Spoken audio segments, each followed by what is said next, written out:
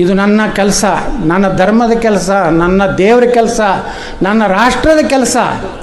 ನರೇಂದ್ರ ಮೋದಿಯವರೇ ಮತ್ತೊಮ್ಮೆ ಪ್ರಧಾನಮಂತ್ರಿ ಆದರೆ ಭಾರತ ಉಳಿಲಿಕ್ಕೆ ಸಾಧ್ಯತೆ.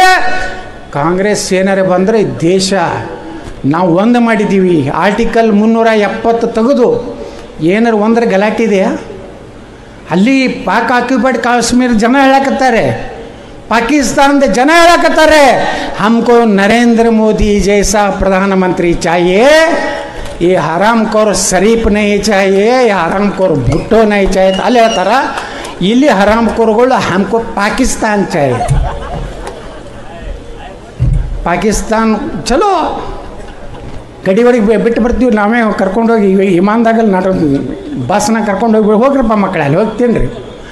ಈ ರೀತಿ ಒಂದು ಸಂದರ್ಭದಲ್ಲಿ ಬಂಧುಗಳು, ಇವತ್ತು ಈ ಒಂದು ಜಿಲ್ಲೆಗೆ ನಮಗೆ ಬರುವಂಥ ಅವಕಾಶ ಕೊಟ್ಟ ನಮ್ಮ ಪಕ್ಷದ ಎಲ್ಲ ಹಿರಿಯ ಮುಖಂಡರಿಗೆ ತಮಗೆ ವಂದಿಸಿ, ನಾಳೆ ಚುನಾವಣೆ ದಿನಾಂಕ 26 ಮುಂಜಾನೆ 7 ಗಂಟೆಗೆ ಎಲ್ಲರೂ ನೀವು ಜಳಕ ಮಾಡ್ತಿರೋ ಬಿಡ್ತಿರೋ ಏನು ಮಾಡ್ತಿರೋ ಗೊತ್ತಿಲ್ಲ.